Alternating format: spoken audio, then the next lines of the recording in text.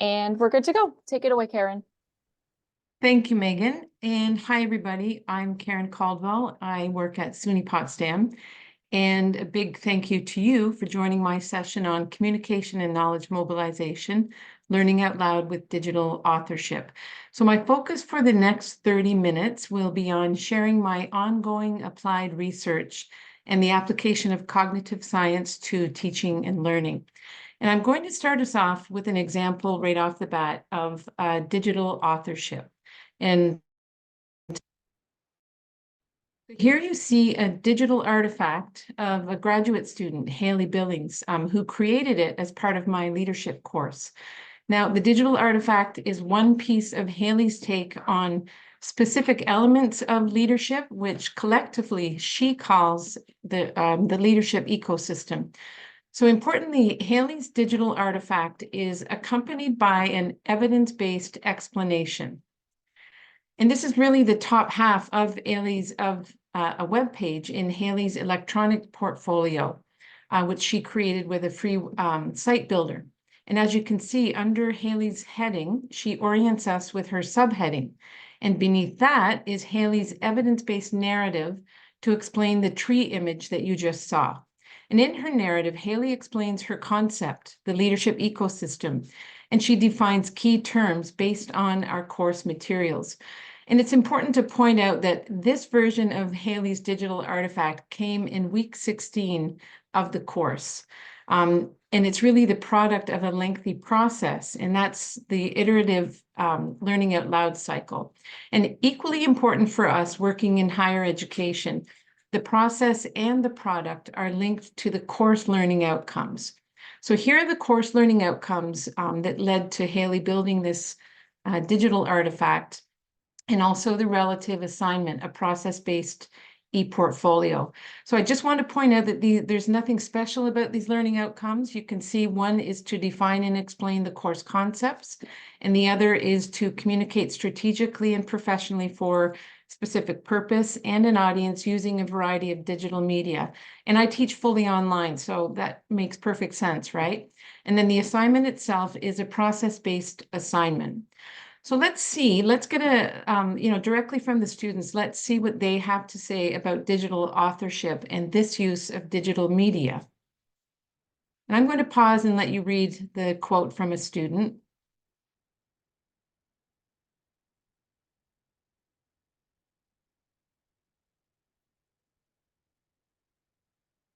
And so this quote comes from my longitudinal classroom-based research, and it suggests really the empowerment that students recognize, importantly, by the end of the semester. Initially, that frustration emerges as I ask students to start demonstrating their learning using digital media.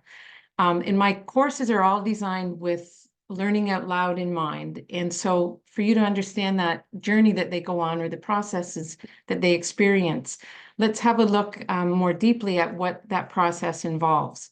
So I'd like you to take a moment to consider the images that you see on the screen, moving from left to right as part of the learning out loud continuum. So what do you think is happening at each stage where I've got those images? And really, what I want you to think about is, what is the learner doing? What would the observable behavior be related to those images? And I'm just going to pause for a moment.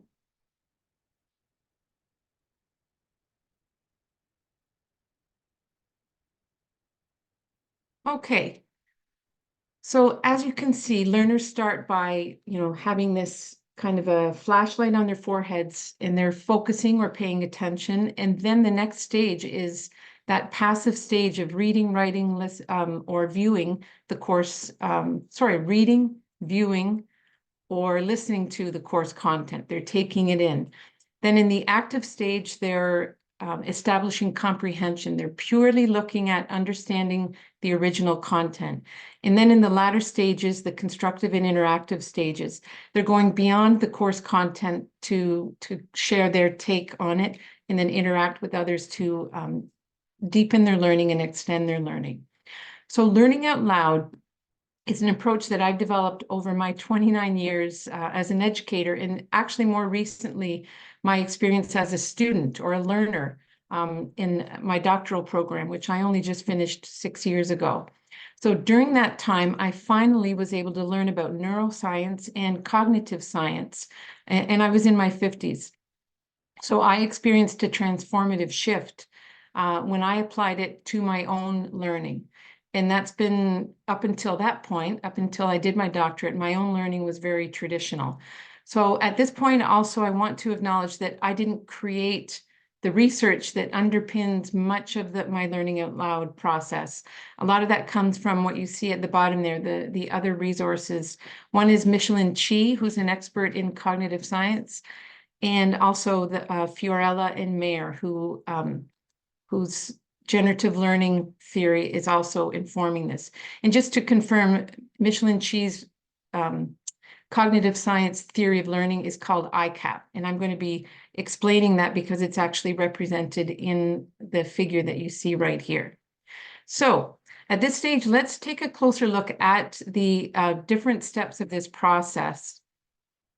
And here you see an outline of the stages of learning out loud, and that importantly, that level of cognitive engagement that happens within the learner. So learning out loud really is about what you can observe them doing. And that starts with motivation, as you saw with the flashlight. Then the next stage, which is passive, they're exploring the content and making sense of it just purely taking it in. The next stage is active, where they're building comprehension and really not going beyond the original content. Finally, at the last two stages, they start to consolidate their understanding with their prior knowledge, their lived experience, and the course content by making connections and really doing some meaning making, which I'll illustrate a bit later. Finally, if the opportunity arises, we want our learners to extend their understanding through interaction. And ideally, that's not just collaboration, but co-construction of a deeper understanding. So what's important to note that the greatest gains in learning happen between stages 3 and 4. And that's where the active and constructive modes on the continuum interact. And at this stage, you're going to observe your learners explaining or giving evidence for and illustrating their emerging understanding, and also consolidating that understanding. And at the constructive stage, in my class, my students decide on what kind of artifact will help them to best demonstrate or communicate their understanding. And those artifacts range from a narrative or a text-based explanation to a word diagram like a table or a graphic, even a Venn diagram, or a combination of the two, which you saw earlier with Haley's example of an infographic and text. And then finally, again, that fifth and most effective stage of learning, this is where the learning deepens. So between active and constructive, there's a big bump. So that's in terms of volume of learning, but it really solidifies and deepens and can be sustained only through interaction. So that's important for us to note. And this is where I can introduce you to that other term in the title of my session, which is knowledge mobilization. So knowledge mobilization comes from mostly the grant funders, and they usually have part of a grant fund application. You have to have a mobilization plan in place. And I'll just pause and have you read the definition of knowledge mobilization.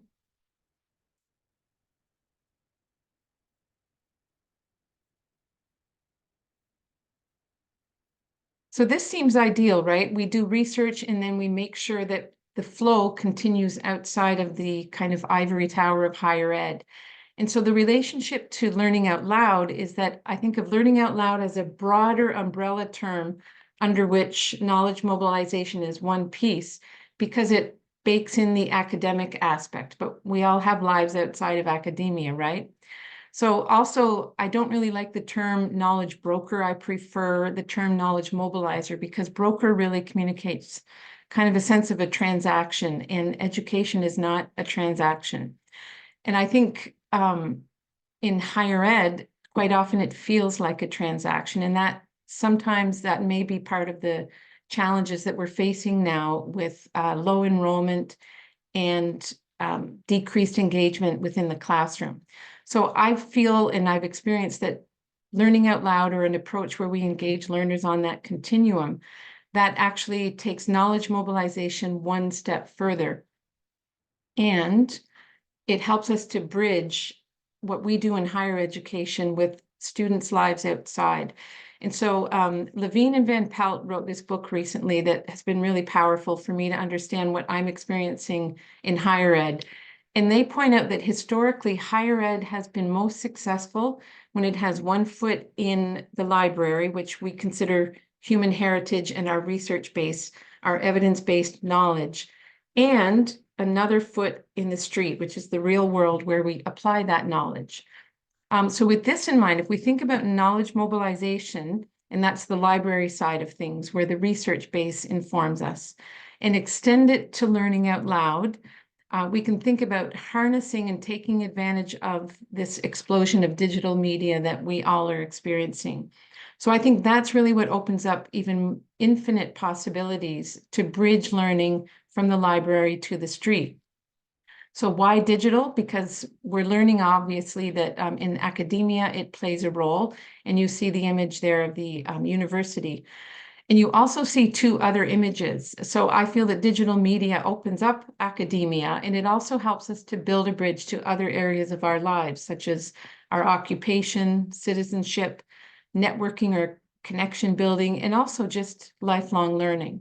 So learning out loud, I feel, is that bridge that sets us up to learn across the lifespan. And if we consider the notion of instructors and students as being mobilizers of our knowledge, I think that changes the role of education, at least it does for me. And it opens up possibilities for agency and ownership of our learning, and that we can share with our students. And because I teach fully online, I have focused on digital authorship to support my students' agency and sense of ownership. So by the end of the semester, my students have moved from being primarily consumers of digital media to prosumers or authors of digital media. And those typically happen in those two latter stages of learning out loud, where learning is constructive and interactive. So now, again, I think to make this a bit more concrete, I'd like to share some examples and strategies for you to try out learning out loud if you're interested with your students. And the first example is a common one we're familiar with, which is microblogging. Now, I don't expect you to read what's on the screen there, but this is where a student of mine who has since graduated, and this reflects his work after graduation, he's becoming a prosumer, and this is through microblogging. So after graduating, this student has taken the concepts and the skills from my leadership course, and this is about giving feedback in the workplace. And he's connected it to other examples that he's noticing. And notice that in his post, he has tagged me as well as the original author that we learned about and whose approach called the RAP approach we applied in our course. And so that's Joe Hirsch that you see. So he tagged both of us, and now you get to see kind of the magic of being a prosumer. Joe Hirsch, the author, responded to him. So I thought that was a big win for my student. And I also responded to my student with extending his point, but also sharing yet more information. And to me, this is really a powerful example of bridging the learning from the library or our course content to the street, which is in this case, social media. And on the right, you see the student's response to my response to him. So you see that it really generates this natural, organic, participatory culture. If you follow Henry Jenkins' work, it really becomes organic, and it's outside of the academic world, but it's also based on that foundation that we've already built in the class. And for me, about 10 years ago, this would not have been the case for my learners. At that time, they would have likely written a paper with an audience of one, and that's me. So let's have a look again at the learning out loud steps so we can kind of tease out what's happening here. So here again are those stages. And as you look at the steps, I want you to think about for your own teaching or maybe your own learning, which one do you focus on? Which area do you feel you have the most time to devote to and to spend your cognitive energy on? And as educators, where do we focus? And I will argue that we focus on taking in the content delivering the content, having our students take it in, and then make sense of it. They have to comprehend and understand the original content. So what I want to point out is that this is common. This is not bad. It simply is a feature of how we were taught, how we learned, and also what we tend to have time for in the classroom. So I want to share this quote here from Dr. Pooja Agarwal. And she's a cognitive psychologist who focuses on stage 4 of what you see here. And she calls that retrieval. And that's basically about retrieving what we learned at stages 1, 2, and 3, and then applying it and doing something with it. So as you can see, she, in a recent interview, says that as teachers, students, and adults, when we think about learning, we actually focus on stages 2 and 3. And that's about getting information into our heads. And we focus on that stage, which she refers to as encoding. However, if we're able to shift into those latter stages at the end of that process, there is over a century of cognitive science research that demonstrates the magic of learning that happens at that stage. Again, she calls it retrieval. When we pull that information out and we use it, it's not just for assessment, and it isn't just to see what we've learned. And remember, there's the audience of one when we pull it out for assessment. It actually shapes and changes and solidifies what we learn. So let's explore a little bit further about that attention stage, because that's really where things start. So here are the instructions that my students follow very, very early on in the course. I introduce them to that ePortfolio assignment, for example, and then I have them answer these questions, which come from Renee Hobbs. And I'm just going to pause and ask you to focus primarily on the questions and think about what that's asking the learner to think about.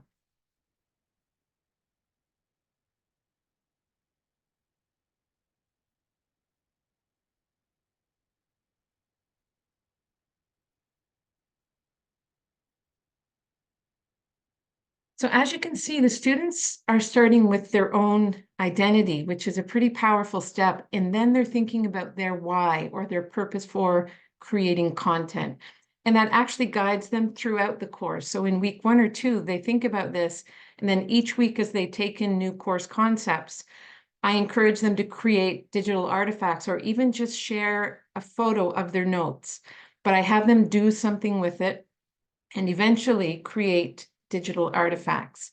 So as they explore the content, as I said, they're linking all of their learning to their prior knowledge, their lived experience, and then as they decide what to do with it, it's connected to their why and to their identity as at least a digital citizen in my course.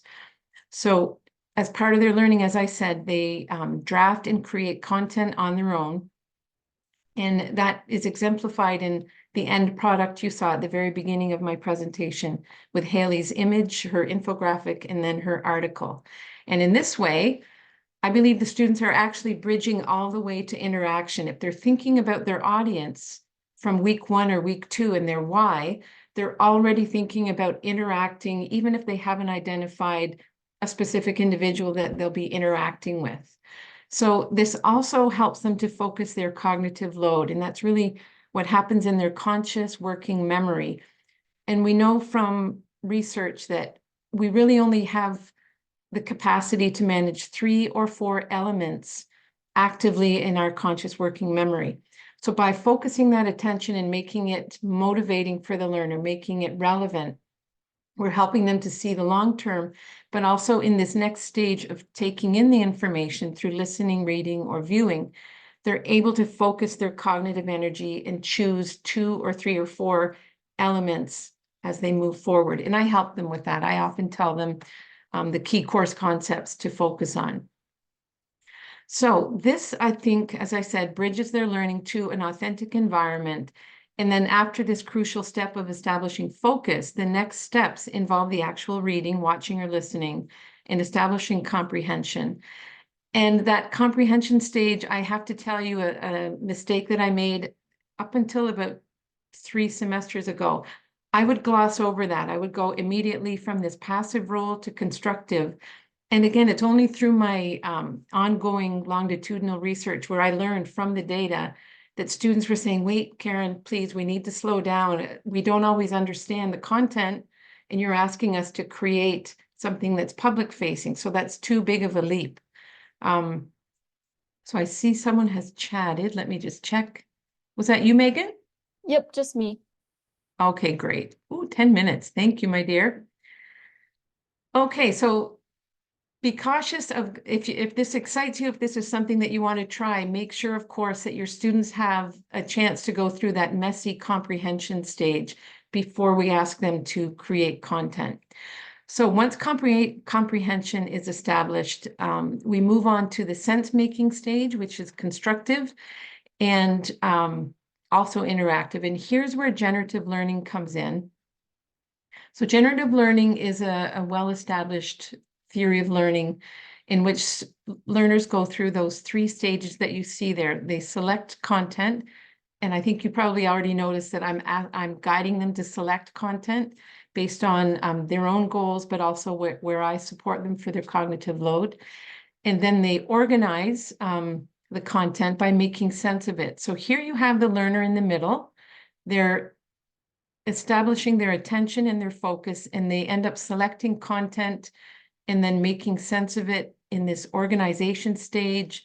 And finally, in the upper right, they're integrating their understanding by constructing something out of it.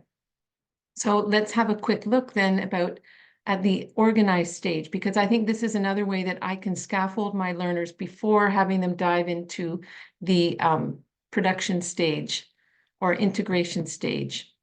So there are 4 main ways that we tend to organize content and concepts. So the first is simply chunking like concepts together. On the other hand, we also compare and identify differences and similarities, really. We also put things in a sequence, such as a chronology, and we identify cause and effect relationships.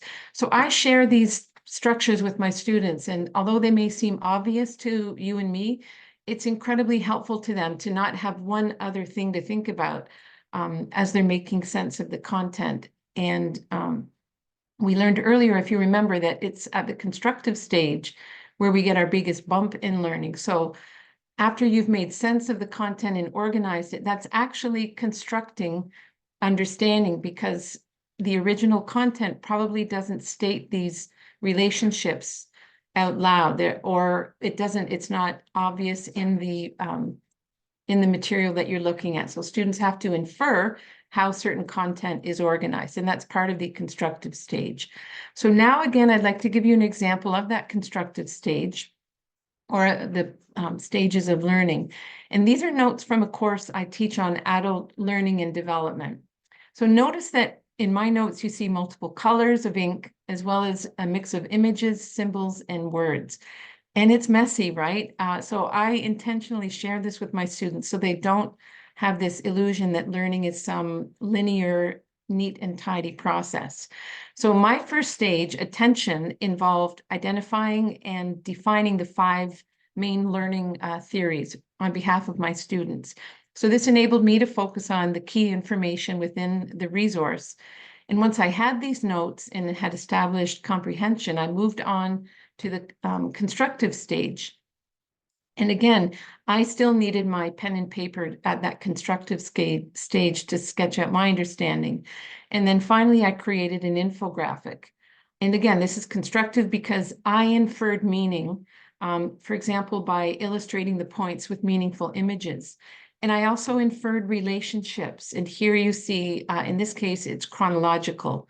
And just to be clear about inferring understanding, these relationships were not pointed out in the original materials. The imagery came from me, and the timeline were not spelled out either. It took some organizing and sense making for me to put it in this format. And that's the beauty of the constructive stage and why it's so powerful. So here again, this is where I personally tried to take my learning to that interactive stage. And you can see on the left, my preparation for a TEDx talk that was both terrifying and valuable for my own learning. And I have to say, if I had only stayed at that infographic stage, that would be great. But it was at this stage where I thought, I've got to be more public in my learning because I'm having my students do that. it's really extended my learning and my network so that I have these ongoing conversations about learning out loud in this case. And after that, I decided, well, I want to also write about my understanding. And so again, I put this in a public space in an effort to take it to that fifth level, which is interacting. So one resource, as I kind of round the corner towards the end of my talk, is I can share this with you. This will be in my slides when I share this with the conference organizers, is I put together this website to guide my students on that e-portfolio assignment. So I offer that to you as well if it's of value. And what I want to point out is, as you can see, even on the website, I start them on their learning journey, once again, with the attention phase. And in this case, it's about establishing their purpose once again. So over to you. I want you to think about your purpose and your why in higher education. And I have a really inspiring, I hope, quote for you from anthropologist Michael Wesch. And I'm going to pause once again for you to read his quote.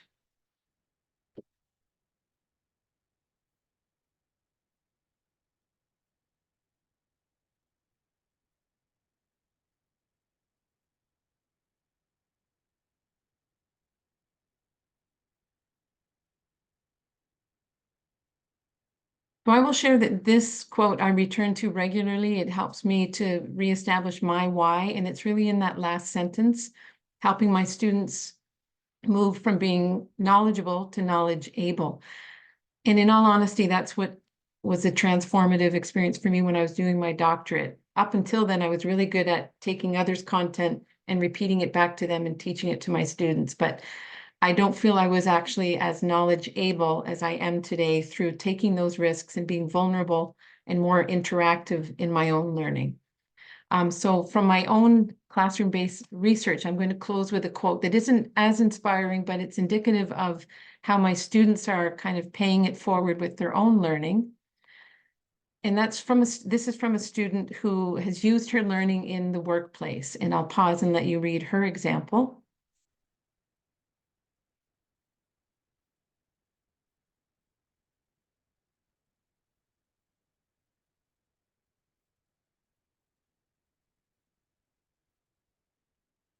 So what really stands out here is, again, in those last three rows, the student used the artifact to aid a process. It wasn't the definitive final point of her learning.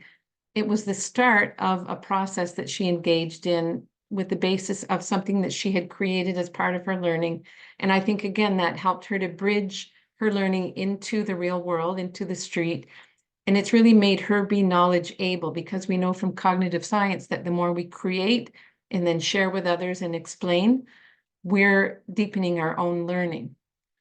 So at this stage, I will close and thank you all for your attention, and also to Megan for helping me yesterday and today. And also I have the references at the end, but really I just want to thank everybody for coming today.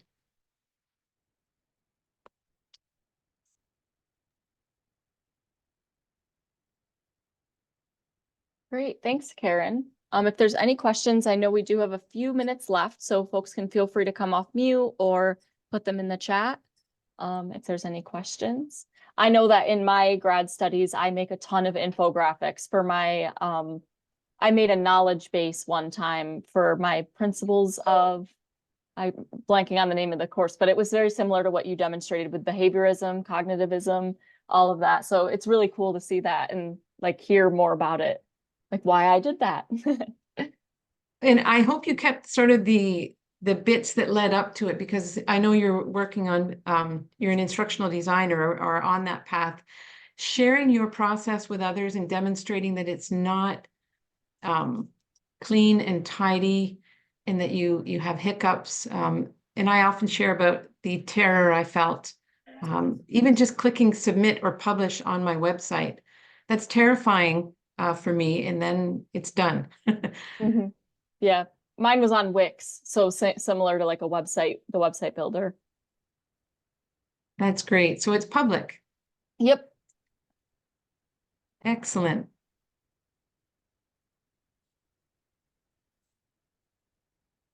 All right, well, if there are no questions, I'm gonna stop the recording.